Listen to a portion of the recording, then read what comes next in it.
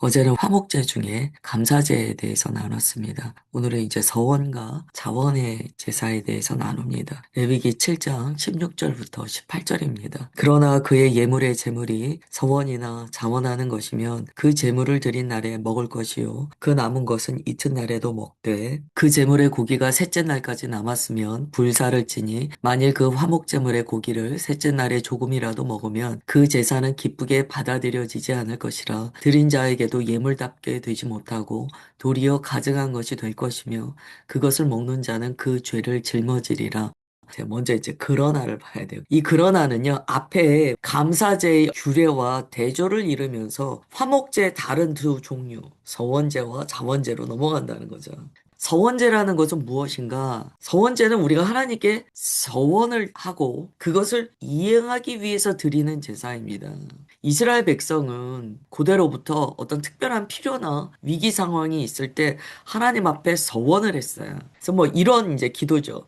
만일 하나님께서 이 일을 이루어 주신다면 제가 이렇게 드리겠습니다. 그런 이제 기도가 바탕이 됩니다. 그리고 이것이 실현되었을 때 서원제를 드려요. 성경에는 이 서원제의 아름다운 결실들이 기록돼 있어요. 특별히 이제 한나 같은 경우 아들을 주시면 나실인으로 드리겠다라고 서원을 해요. 나실인으로 드리죠. 서원제를 드린 거예요. 야곱은요 베델에서 또 서원합니다. 하나님께서 나와 함께 하시고 내가 무사히 고향으로 돌아오도록 인도해 주신다면 제가 11조를 드리겠습니다 라고 서원을 해요. 그리고 그 서원제를 드리죠. 성경에 보면 이 서원제가 삶을 통하여 풀어지는 예들이 나와 있습니다. 그러니까 우리도 무언가 주님 앞에 이렇게 서원할 때가 있어요. 그게 이제 오늘 말씀과 연결이 됩니다. 그 다음에 자원제예요. 이 서원제하고 조금 다릅니다. 자원제는 자신이 어떤 의무나 서원이 없어요. 그리고 그냥 순전히 자발적인 사랑으로 드리는 제사가 자원제예요. 하나님께서 무엇을 요구하셔서 자원제를 드리는 게 아니에요. 내가 이전에 무슨 약속을 해서 그러니까 서원을 해서 자원제를 드리는 게 아니에요. 그냥 이거는 순수하게 하나님이 좋아서 하나님께 드리고 싶어서 제사하는 거예요. 이게 이제 자원제입니다. 그 자원제는 어떤 의미에서 보면 가장 순수한 예배의 형태가 되겠죠. 하나님이 두려워서도 아니고 뭔가 하나님께 내가 서원해서 그 의무감에 드리는 것도 아니에요. 또 어떤 계산이 있는 것도 아니에요. 그냥 순전한 사랑과 헌신에서 나오는 자발적인 드림이 자원제입니다. 이 출애굽기 35장, 36장을 쭉 보면 성막 건축을 위해서 백성들이 막 자원하여 드리는 내용들이 나와요. 그때 너무 많이 이게 쌓이다 보니까 모세가 그만 가져오라 라고 하는 내용이 나와요. 이건 이제 자원제의 모습입니다. 아무 대가 없이 그냥 순수한 마음으로 하나님이 좋아서 하나님을 사랑해서 예배로 나아가는 것. 이거는 자원제예요. 이제 앞에 우리가 감사제, 토다에 대해서 나눴습니다. 이게 이제 다름이 있어요. 이 토다는요, 반드시 당일에 다 먹었어요. 그런데 서원제와 자원제는요, 드린 날에 먹을 것이요, 그 남은 것은 이튿날에도 먹되라고 해서 이틀의 여유가 주어져요. 그 차이가 있죠. 같은 화목제인데 왜 감사제는 당일에 다 먹어야 되고 왜 서원제와 자원제는 이틀의 여유를 주시는가? 왜 이런 차이가 나는가? 감사제는요, 하나님의 은혜에 대한 즉각적인 반응이에요. 그러니까 하나님의 은혜에 대한 그 감사, 기쁨이 가장 이걸 뭐라고 표현할까? 신선할 때 드리는 제사입니다. 그러니까 당일에 다 먹어요. 그 감사할 것을 남겨두지 않고요. 그날의 모든 감사를 드려요. 근데 서원제와 자원제는 성격이 조금 다르다는 거예요. 그래서 그러나로 시작합니다. 서원제는요, 이미 오래전에 드린 약속을 이행하는 거죠. 자원제는 일상적으로 주님을 사랑하는 것의 표현이에요. 이것들은 하루를 더 허용해도 의미가 훼손되지 않아요. 그렇다면 이게 무슨 얘기입니까? 감사는요, 감사의 제목이 있는 그때, 감사의 마음이 있는 그때, 늦추지 말고 그때 감사하라는 거예요. 이걸 지나버리고 나면 퇴색되게 됩니다. 우리도 그렇잖아요. 누군가에게 감사할 때 감사해야 되잖아요. 근데 그 감사를 그때는 안 해요. 그리고 늦춰졌다가, 그때 감사했어요. 이미 빛이 바란다는 거예요. 하나님께서는 이제 한계를 분명히 말씀하시는 거예요. 감사는 그날 해라. 그 순간 해라. 가장 신선할 때 감사를 해라. 그러나 서원과 자원은 이틀에 한계를 준다. 근데 여기에도 또 한계는 분명한 거예요. 이틀 넘어까지는 가게 하지 않으세요. 셋째 날은 허용이 안 된다는 거예요. 여기서 화목제에 담긴 규례를 깨닫게 돼요. 화목제는요, 한계가 분명해요. 때에 맞춰서 주님께 화목제로 나아가야 한다는 거죠. 주님과 화평을 누린다는 것은 다 때가 있습니다. 뭐 감사, 서원, 자원이 약간 시간적인 차이는 있었죠. 그러나 한계를 정하시는 하나님께서 때가 있다라고 가르쳐 주시는 거예요. 우리는 주님을 찾을 만한 때에 찾는 거예요. 그걸 놓쳐버리면 기회가 오지 않을 수 있다는 거죠. 그 신앙은 때의 분별이 굉장히 중요한 것 같아요. 하나님께서 무작정 나를 기다려 주시고 나는 언제든지 주님을 붙들 수 있고 그게 참 착각입니다. 사람이 주님께 나아갈 수 있을 때가 있고요. 그거 놓쳐버리면 마음이 계속 딱딱해져서 자기 마음의 딱딱함에 자기가 질식당해요. 자기 마음 자기가 컨트롤 못한다는 걸 우리가 다 알잖아요. 때가 있다. 이 화목제는요, 확실히 때를 정하세요. 이제 셋째 날에는 안 된다고 하셨어요. 17절에 보시면 그 제물의 고기가 셋째 날까지 남았으면 불살라라 라고 말씀하세요. 셋째 날은 안 된다는 거예요. 셋째 날은 먹을 수 없다는 거예요. 성경에서 셋째 날은요, 많은 경우 결정적인 전환의 날을 의미합니다. 셋째 날에 부활하세요. 요나도 물고기 뱃속에서 셋째 날에 나왔어요. 셋째 날은요, 어떤 변화, 그리고 새날이에요. 여기에는 이제 실질적인 이유도 있다고 해요. 중동 지역에 이제 날씨가 덥다 보니까 셋째 날은 부패한다라는 이런 이유도 있다고 해요. 그러나 오늘 이 제사에서 나오는 이 셋째 날의 한계는요, 그거보다는 더 깊은 의미라고 봐야겠죠. 우리가 하나님께 화목제물로 나아갈 때 셋째 날은 그 거룩함이 희석될 수 있는 한계의 시간입니다.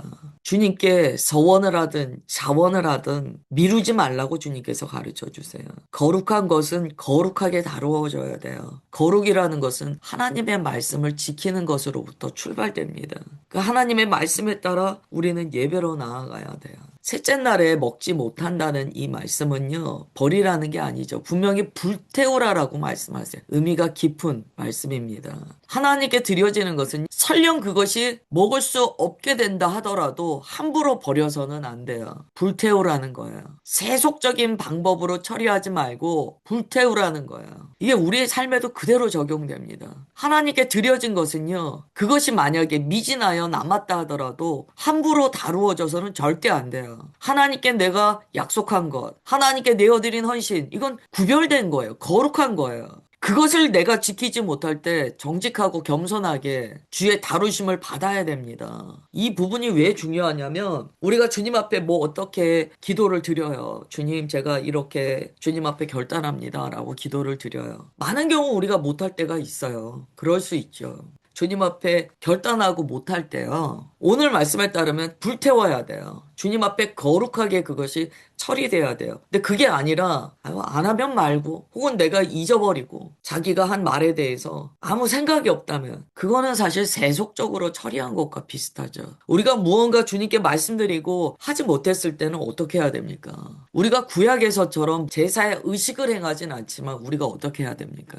주님께 고백해야 돼. 거룩하게 처리돼야 돼요. 주님, 제가 이렇게 말씀을 드렸는데 그걸 지키지 못했습니다. 주님 용서해 주옵소서. 제가 연약하고 부족합니다. 주님 제 마음을 붙들어 주셔서 제 마음의 결단이 실행될 수 있도록 성령님 도와주옵소서. 최소한 그 정도의 마음의 자세는 있어야 된다는 거예요. 전도서 5장 4절 5절 보면 내가 하나님께 서원하였거든 갚기를 더디게 하지 말라. 하나님은 우매한 자들을 기뻐하지 아니하시나니 서원한 것을 갚으라. 서원하고 갚지 아니하는 것보다 서원하지 아니하는 것이 더 나으니라. 협박하시는 말씀이 아니에요. 우리가 주님 앞에 어떤 말씀을 드릴 때 그 무게감을 인식하라는 거예요. 내가 그냥 내 친구한테 몇 시에 만나. 그리고 내가 못 만나는 게 아니잖아요. 우리가 어떤 기업의 총수나 정말 대통령을 만나서 이렇게 뭐라고 약속을 했어요. 그리고 못 지키면 어떻게 할까요? 최소한 변명이라도 하겠죠. 지금 전도서 5장의 말씀은 하나님을 대하여 드린 말씀에 대한 무게감이 없는 걸 경계하라는 거예요.